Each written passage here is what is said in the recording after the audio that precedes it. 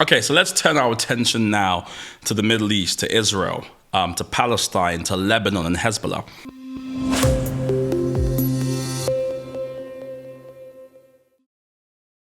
I know we're always talking about, that whole region being embroiled in war and conflict, and it feels a bit sometimes like the boy who cried wolf, right? When we say things are really dangerous now, people go, yeah, sure, don't you always say that? But it is the case that now we're in a situation where, according to Keir Starmer's interview with Chris Mason from the BBC, we are now seeing an hour-on-hour escalation, right? And that place is really close to all-out war.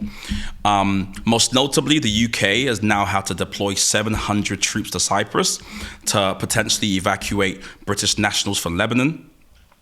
And that's all it takes. Once you start getting countries positioning sort of troops near the conflict, all it takes is one thing, and then before you know it, those troops are involved in the conflict as well. And so we're watching very closely to see what will happen. Now, it's been the case that Hezbollah has been firing rockets into Israel. Israel has this Iron Dome system, funded in large part by the US, which catches lots of different, kind of missiles. And the difficulty is when people fire into Israel, because it's captured, or because the missiles, are intercepted before they reach any civilians, people think Israel isn't at war. They think things aren't happening in Israel. They are happening in Israel. And because of that, Israel has been trying to basically launch counterattacks against Hezbollah, who they claim are embedded in the southern part of Lebanon, in the houses and the homes of sort of ordinary civilians.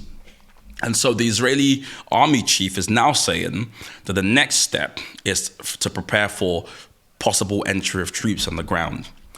Now, since this has been happening, more than 90,000 people, according to the UN, have been displaced. And Israel says it's carrying out the next waves of extensive strikes in southern Lebanon.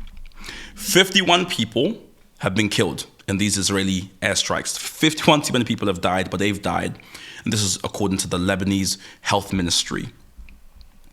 Now, earlier, Israel said it intercepted a ballistic missile that was fired by Hezbollah at Tel Aviv. And this is the first time such a rocket has been targeted at a very active, very popular city in Israel. And so this aggression and counter-aggression is getting us to a place where the conflict is now essentially at fever pitch. Now, since the 8th of October, it's important to note that there's been a nearly daily cross-border fire between Israel and Hezbollah. Hezbollah says it's acting to support the Palestinian people. It's firing these weapons to show solidarity with the Palestinian people, to show and to stand up against, Israeli imperialism, etc. Important to note that Hezbollah is Iran-backed, and so that's also a proxy in this war. And I think for most people who are listening to this, you're probably thinking, what on earth is going on? What is going on here? Now, ceasefire is a term you probably heard online. Many people, the US and France, most notably this today, said that they're coming together to work towards a ceasefire plan, and saying that now we are at a dangerous level of escalation that could lead to all-out war. Important to note, though, there's been no significant progress made so far.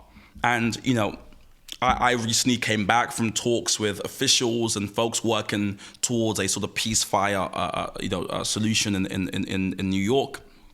And it's fascinating to me because there's so much detail. I was just telling the team, there's so much detail we can go into here. But a part of me wonders where the window is for a ceasefire. Because what we're seeing here, especially from Israel in Lebanon, is exactly what we saw in the Gaza, right? You've got the same kind of military tactics where, terrorists hide and use people as human shields. Israel determined to reduce the capacity of Hezbollah to fire these rockets into safe, spaces in Israel. Attack.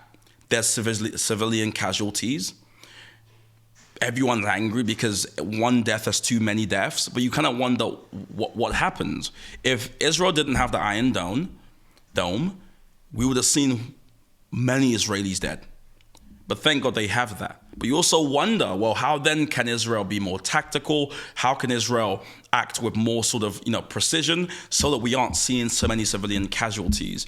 I don't know, to put it very frankly. And also, part of me is really interested in all these different countries come together. What is the ceasefire plan that they will give, that Hamas will accept?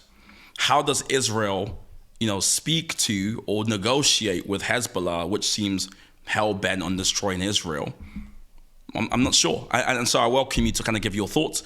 This is where we are. This is the latest. We're going to try and provide you weekly updates with what's happening in that region. This evacuation plan, Starmer hasn't gone into any detail as to how he's going to solve this. He hasn't really spoken in any sort of detail about how he's even going to evacuate the British nationals. He just told us there's going to be 700 troops deployed to Cyprus. You hope it's not political posturing. You hope it's not Starmer doing that thing of just sort of saying the right thing and sort of appearing to be very concerned. And you hope there's actual work being done toward working towards some sort of ceasefire.